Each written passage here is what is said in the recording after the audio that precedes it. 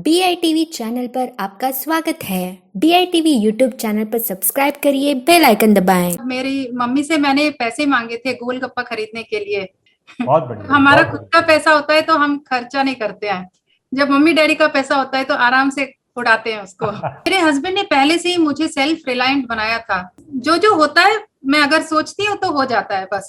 क्या ऐसी बात है राधिका जी, आप में, आपकी सोच में, आपके काम करने के तरीके में, जिससे कि आप ने इतने सारे अचीवमेंट हासिल किए? सर इसके लिए सोशल मीडिया ही हम अपना सकते हैं जिससे आसानी से पहुंच पाए।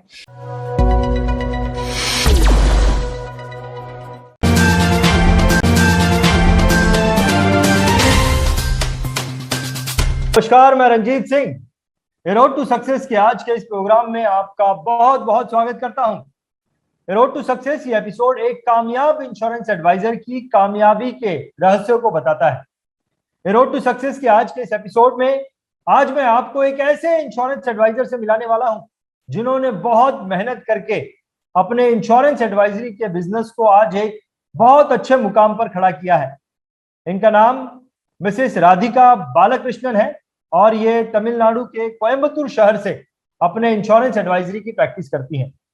तो चलिए मिलते हैं मिसेस राधिका बालकृष्णन जी से और उनकी अब तक की जो कार्य की जर्नी रही है, काम करने की जो जर्नी रही है, उस जर्नी के बारे में जानते हैं और उससे कुछ सीख लेने की कोशिश करते हैं।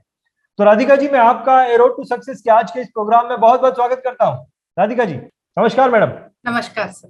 नमस्कार। राधिका जी, आपकी अब तक की जो कार्य करने की जर्नी रही है, जो आपकी काम करने की जर्नी रही है, उस जर्नी के बारे में हम जानना चाहते हैं और आपकी जर्नी से कुछ सीखना चाहते हैं। तो मैं आपसे पूछना चाहूंगा राधिका जी, इंश्योरेंस इंडस्ट्री में भी आने से पहले आपने कब काम करना शुरू किया और कैसे काम करना शुरू किया, क्या काम करना शुरू किया, उसके बारे में हमें बताइए राधिका जी। एक्चुअली मैं जब 10th स्टैंडर्ड में थी तब मेरी मम्मी से मैंने पैसे मांगे थे गोलगप्पा खरीदने के लिए, लेकिन मेरी मम्मी ने मना कर दिया था। बाहर ज्यादा खाने की इजाजत नहीं थी हम लोगों को। तो मुझे लग रहा था कि मुझे फिनेंशियली इंडिपेंडेंट होना चाहिए, किसी से भी पैसा नहीं मांगना चाहिए, और इसलिए मैंने हिंदी ट्यूशन लेना शुरू किया। पहले पहले मुझे मारवाड़ी के दो बच्चों को मैंने हिंदी सिखाया। वो लोग नॉर्थ इंडियन है, फिर भी क्योंकि मेरी हिंदी अच्छी थी उन्होंने मुझे ट्यूशन लेने के लिए बताया। तो मुझे बहुत प्राउड फीलिंग हो रहा था। और पहले पहले दो लोगों का 50 और 50 100 रुपए मैंने कमाए, तो बहुत मैं खुश थी कि मेरा खुद का पैसा है करके।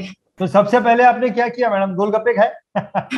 नहीं, उसके बाद मुझे खाने का मन नहीं किया क्योंकि वो 100 रुपए मैं बस अपने पास रखना चाहती थी जमा करके। बहुत बढ़िया। हमारा बहुत खुद का पैसा होता है तो हम खर्चा नहीं करते हैं। जब मम्मी डैडी का पैसा होता है तो आराम से उड़ाते हैं उसको। Correct correct correct. हाँ। तो राधिका जी, आपने काम की शुरुआत तो की 10वीं से ही, बहुत जल्दी आपने जो है वो काम करना शुरू किया, सेल्फ इंडिपेंडेंट बनना आपने शुरू किया।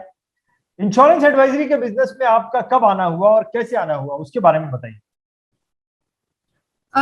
मेरे हस्बैंड तमिलनाडु स्टेट ट्रांसपोर्ट में चेकिंग इंस्पेक्टर थे, और दूसरा बहुत बिजनेस भी करते थे वो साथ ही साथ।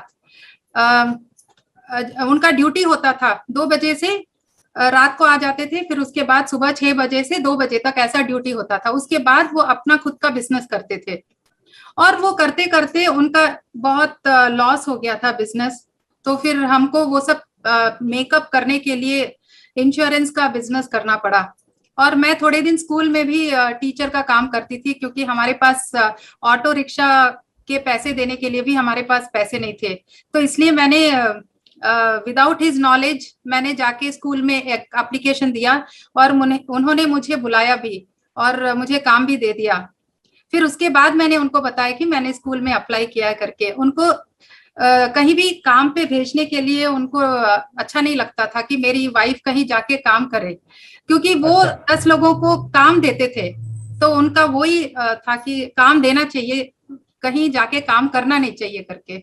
क्योंकि उनका गवर्नमेंट जॉब था इसलिए वो नहीं छोड़ रहे थे, नहीं तो वो भी बाहर आ जाते।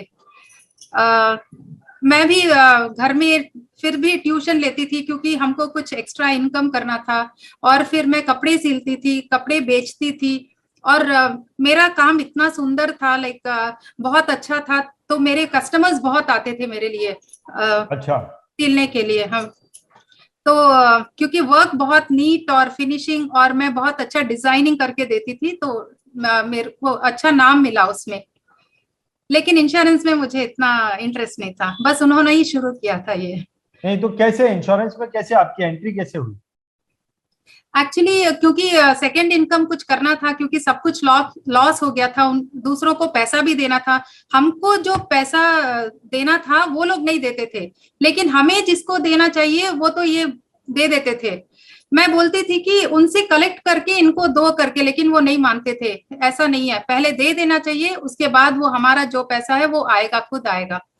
फिर मैं उनसे कुछ आर्ग्यू नहीं कर पाती थी, और मुझे उनसे पैसे मांगने के लिए भी इतना अच्छा नहीं लग रहा था। इसलिए मैं अपना खुद अपने एक्सपेंसेस के लिए, बच्चों के लिए अगर कुछ चाहिए, छोटी छोटी चीजें, तो वो सब मैं पूरा कर लेती थी। और फिर एक बार जब मैं स्कूल में काम करती थी, तो एक स्टूडेंट मेरी उसने मुझे कैलेंडर दिया। तो मैंने उससे पूछा कि ये क्या आपके पिताजी एजेंट है क्या? तो उसने बोला कि नहीं, मेरे पिताजी डेवलपमेंट ऑफिसर है। फिर मैंने वो कैलेंडर ले लिया, और 2-3 दिनों के बाद मैं जब घर से बाहर निकली तो देखा कि वो बच्चे बाहर खेल रहे थे। फिर मुझे पता लगा कि ये लोग घर शिफ्ट करके हमारे घर के पास ही आए। तो फिर हम लोग खुद गए उनके पिताजी के पास बोलने के लिए, हमारा सिचुएशन सब बताया। तो उन्होंने बोला कि ठीक है, कल ऑफिस आ जाना सब डॉक्यूमेंट्स लेके, और फिर आपको हम एजेंसी दिलवाएंगे करके। इस तरह से हमारी एंट्री हुई। लेकिन फिर भी मैं LIC का काम कुछ नहीं करती थी, मेरे हस्बैंड ही करते थे। और मैं बस साइन करती थी। और थोड़े दिनों के बाद उन्होंने मुझे बोला कि वो जाके ऑफिस में सब नंबरिंग कर देना करके। मेरा काम यही होता था। थोड़े दिनों के बाद मैंने स्कूल को भी छोड़ दिया था, और मेरी मदर इन लॉ यहाँ पे आई थी, क्योंकि वो लास्ट बहुत बीमार थी, तो उनकी देखभाल करने का मेरा रिस्पॉन्सिबिलिटी था। तो इसलिए मैंने स्कूल छोड़ दिया। और मेरे हस्बैंड ने बोला कि स्कूल में जो तनख्वाह मिलता है, मुझे एक पॉलिसी करके दे देंगे। उस समय मुझे 2700 कुछ मिलता था पर मंथ। उन्होंने मुझे 3000 का एक पॉलिसी डाल दिया मेरे नाम पे। और क्योंकि मुझे बुरा नहीं लगना चाहिए, उन्होंने मेरे लिए कर दिया। ऐसे ही हमारा जर्नी शुरू हुआ LIC के साथ। तो कैसे फिर, आप तो शुरू में इंश्योरेंस का काम नहीं करती थी, आप तो सिर्फ साइन करने का काम करती थी, तो कब से आपने इंश्योरेंस सेलिंग करना कब से शुरू किया आपने? जब हम लोग 5 साल में ही हम लोग चेयरमैन्स क्लब मेंबर बन गए थे। तो मुझे इंटरव्यू के लिए जाना पड़ता था, और वहां पे सब क्वेश्चंस पूछते थे। तो मुझे लगा कि ये मुझे खुद सीखना चाहिए। और उसके बाद मुझे लगा ठीक है, मैं सीखूंगी और ये काम करूंगी। ऐसे ही मेरी शुरुआत हुई LIC में, क्योंकि मुझे तो कौन से कैलकुलेशन साल में राधिका जी कौन से साल में आपने इंश्योरेंस की एजेंसी ली थी? 2002 में सर। 2002 में ली थी, तो 5 साल बाद आप जो है चेयरमैन क्लब बनी, और आपने डिसीजन लिया कि अभी मैं जो है खुद से सेल्स का काम करना शुरू करूंगी। तो क्या आपको डिफिकल्टी शुरू में आई जब आपने सेल्स का काम करना शुरू किया? बिजनेस को एक्वायर करने में किन तकलीफों का सामना करना पड़ा, क्या चैलेंजेस थे आपके? मेरे हस्बैंड ने पहले से ही मुझे सेल्फ रिलायंट बनाया था। इंडिपेंडेंट मैं सब काम करती थी। मुझे कार चलाना आता था। मुझे उन्होंने MBA पढ़ाया, तो मैं सब कुछ हैंडल करने का कैपेसिटी मुझ में बढ़ा दिया उन्होंने। तो मैं किसी पे डिपेंड नहीं होती थी, मेरा काम था मैं खुद करती थी। कैसे आप राधिका जी शुरुआती दिनों में कैसे आप नए कस्टमर्स को एक्वायर करती थी, कैसे अपना बिजनेस आपने बढ़ाया? मेरा एक्चुअली ऑफिस ओपन होने के बाद ही बहुत सारे अननोन लोग आने लगे। जब प्रीमियम पॉइंट का कॉन्सेप्ट आया था, तब हमने एक प्रोमिनेंट प्लेस में एक ऑफिस शुरू किया, और बहुत से लोग they thought that it is LIC office. And people, थोड़े लोगों को तो डाउट होता था ये LIC का ऑफिस है ना, क्योंकि रसीद जो देते थे LIC ऑफिस में वो थोड़ा अलग था और हमारा थोड़ा अलग था। और बाद में क्योंकि हम बहुत एक एक करके आने लगे लोग, क्योंकि किसी का भी ऑफिस प्रोमिनेंट प्लेस में नहीं था, बहुत से लोग घर में रखते थे, ऐसे ही था यहाँ पे। लेकिन हमारा ही ऑफिस एक सेंटर में था, क्योंकि LIC का माहौल था वहां पे। पास में ही एक बैंक भी है, तो LIC बैंक सब कुछ एक साथ है, फाइनेंस रिलेटेड सब इंस्टीट्यूशंस। तो हमको अच्छा सा जगह मिल गया। एक्चुअली मेरे मन में पहले से ही वहां पे अगर रखना हो तो वहीं रखना है करके मेरे मन में था, और हमको वो जगह भी लकीली मिल गया। Perfect perfect. तो राधिका जी, आपने किन किन 2002 से आपने इंश्योरेंस का काम करना चालू किया है, अब 2021 चल रहा है, तो इतने सालों में आपने किन किन अचीवमेंट्स को हासिल किया है इंश्योरेंस के काम में राधिका जी? हम लोग पहले नंबर में बहुत आगे थे। हमेशा हम लोग ब्रांच में नंबर 1 ही थे, नंबर में, नंबर ऑफ पॉलिसीज में। फिर मुझे इसके कारण वेल्थ मैनेजर्स का एक ट्रेनिंग था, LIC ने मुझे भेजा, और फिर दुबई जाने का भी मुझे एक चांस मिला था। लेकिन बच्चे छोटे थे, मैं नहीं जा पाई, और इतना कॉन्फिडेंस भी मुझमें नहीं था कि मैं अकेली फ्लाइट पकड़ के, दिल्ली में इंटरव्यू था, फिर फैमिली में मुझे अलाउ नहीं किया। इसलिए मैंने सोचा ठीक है, मैं यही रह के कुछ ना कुछ अचीव करूंगी करके। और क्या क्या अचीवमेंट हासिल किए राधिका जी आप? हाँ, जो जो छोटे छोटे यहाँ पे कॉम्पिटिशन्स होते हैं सब हमने हासिल किया, MDRT हासिल किया। जो जो होता है, मैं अगर सोचती हूँ तो हो जाता है बस। क्या बात है, बहुत बढ़िया बहुत बढ़िया। तो क्या ऐसी बात है राधिका जी, आप में, आपकी सोच में, आपके काम करने के तरीके में, जिससे कि आप ने इतने सारे अचीवमेंट हासिल किए, आप जो सोचती हैं वो हो जाता है? क्या ऐसी बात है? सिर्फ पहले ट्रस्ट बनाना पड़ता है, फ्रेंडशिप, रिलेशनशिप कस्टमर्स के साथ, तभी हम सब कुछ कर सकते हैं। कस्टमर के बिना हम नहीं है। तो कस्टमर हमारे लिए भगवान होते हैं। जैसे गांधी जी ने कहा था कि कस्टमर ही हमारा prime, yes, main important thing in our life. So that way I take. वो हमारे कस्टमर नहीं है, हमारे फ्रेंड्स, हमारे एक्सटेंडेड फैमिली के मेंबर्स हैं, मैं ऐसा सोचती हूँ। और हमारे लिए जो हम प्लान करते हैं वैसा ही उनको उनको भी प्लान करके देना चाहिए। वो जो करते हैं, एक एक पैसा उनका हार्ड अर्न मनी होता है। तो हमारा पैसा जैसे हम रखते हैं सुरक्षित, वैसे ही उनका भी पैसा हमको करके देना चाहिए, ऐसा सोचती हूँ मैं।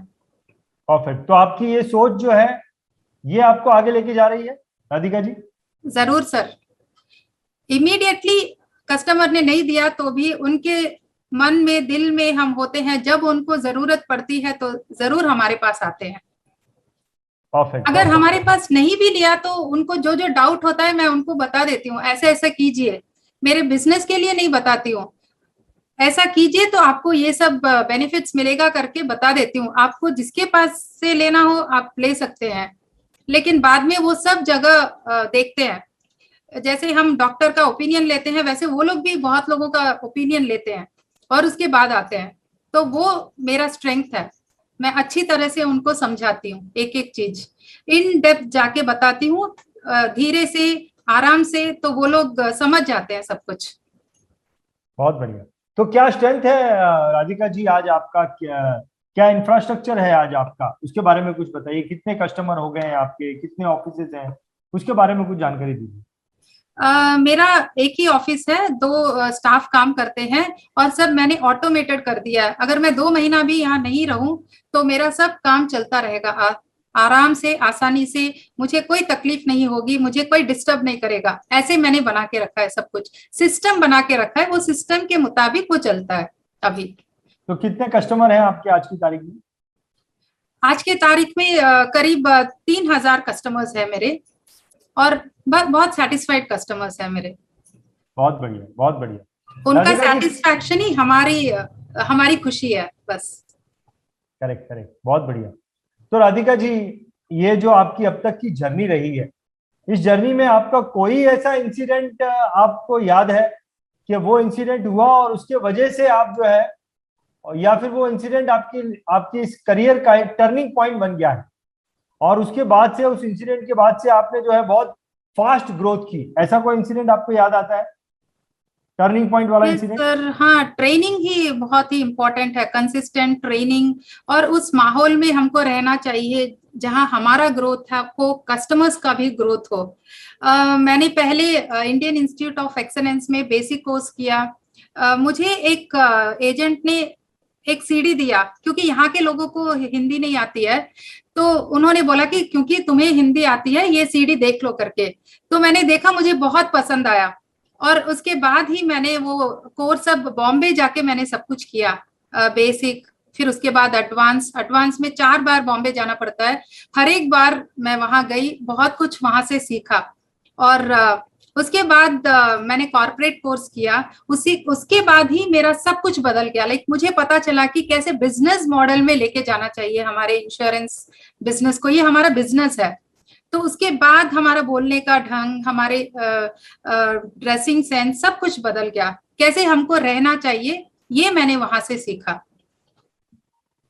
तो वो जो आपकी ट्रेनिंग हुई वो आपका लाइफ का टर्निंग पॉइंट रहा, आपके बिजनेस का, आपके काम का टर्निंग पॉइंट रहा।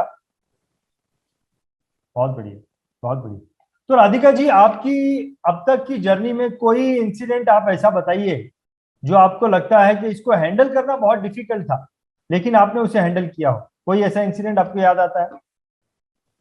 मैं सब कुछ आसानी से ले लेती हूँ। I take everything easily. तो मुझे नहीं लगता है कि कोई बहुत मुश्किल है, हम कोई पहाड़ नहीं तोड़ रहे हैं। सबसे सब कुछ हो सकता है। पेशेंटली हमको सब कुछ एक एक करके हैंडल करना चाहिए।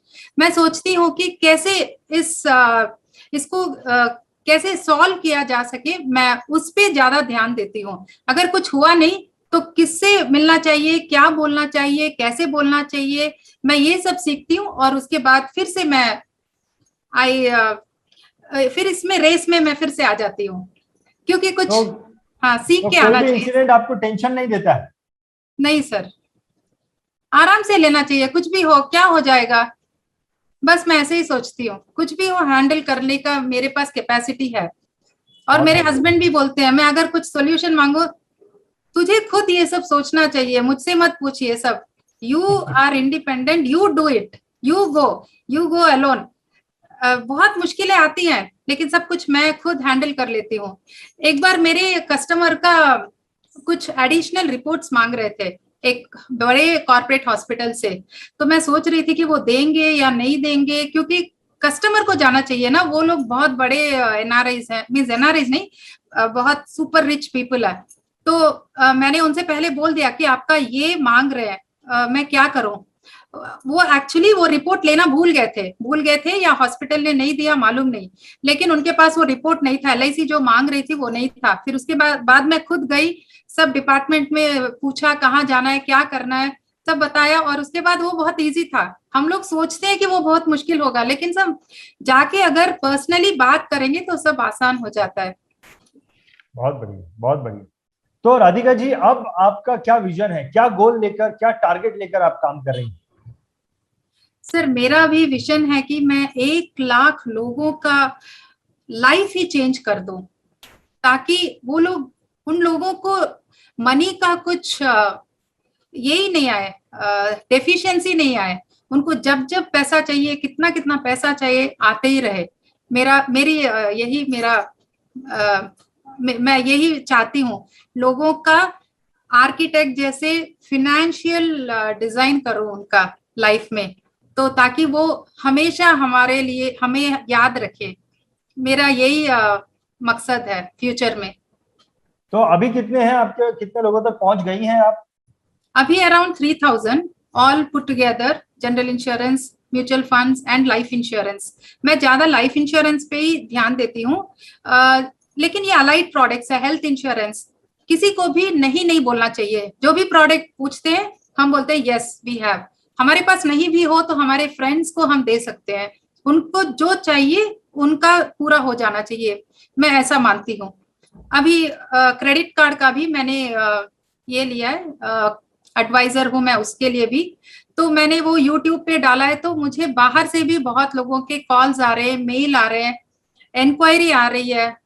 तो मेरा प्लस पॉइंट है कि मैं 30 सेकेंड्स का वीडियो डालती हूँ, लाइक उनको जस्ट छू जाए।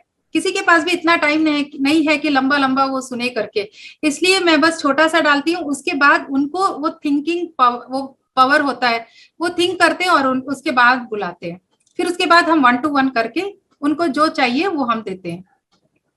परफेक्ट। तो अभी राधिका जी आपकी जर्नी अभी बहुत लंबी है। आपने 3000 लोगों तक पहुंची है, 97,000 लोगों तक आपको पहुंचना है। तो क्या स्ट्रेटेजी है आपकी इसके लिए? सर, इसके लिए सोशल मीडिया ही हम अपना सकते हैं, जिससे आसानी से पहुंच पाए। इतने दिनों तक हमने लेग वर्क किया था, लेकिन अभी सोशल मीडिया प्लेटफॉर्म पे हमको अलाइव रहना है। जैसे रोज शॉपकीपर्स शॉप ओपन करके रखते हैं, वैसे ही हमको भी डेली अपडेट्स, उनको जो जो जानकारी देनी हो, बहुत से लोगों को बहुत कुछ मालूम नहीं होता है, तो हम उनको अवेयर कर सकते हैं और हमें वहां पे रहना चाहिए। बस तभी उनको जब चाहिए वो नेसेसिटी आएगा तो वो जरूर हमसे कॉल करेंगे या कांटेक्ट करेंगे। Perfect perfect. राधिका जी, आपकी अब तक की जो जर्नी रही है उसके बारे में आपसे बहुत सारे सवाल पूछे और आपने हर एक सवाल को जो है जिस तरीके से आपने बताया, उसे सुनकर ऐसा लगता है कि आप जो है वो बहुत ही, आपका विल पावर बहुत स्ट्रांग है और किसी भी टारगेट को आप लेकर, किसी भी प्रॉब्लम को आप बड़ी आसानी से फेस कर सकती हैं, ऐसा मुझे फील हुआ। और आपकी ये जो जर्नी है, आपका ये जो वीडियो बना है, डेफिनेटली इसको सुनकर बहुत सारे लोगों को मोटिवेशन मिलेगा, स्पेशली वुमेन्स को बहुत ज्यादा मोटिवेशन मिलेगा। उनके अंदर भी एक जज्बा आएगा आपकी तरह चीजों को हैंडल करने का और चीजों को करने का। राधिका जी, आपने अपनी करियर जर्नी के बारे में हमारे साथ में डिस्कस किया, काफी सारी आपने चीजों को हमारे साथ में शेयर किया, इसके लिए मैं आपका बहुत बहुत धन्यवाद करना चाहूंगा। Radhika ji, thank you so much sir. बहुत बहुत धन्यवाद, बहुत बहुत धन्यवाद।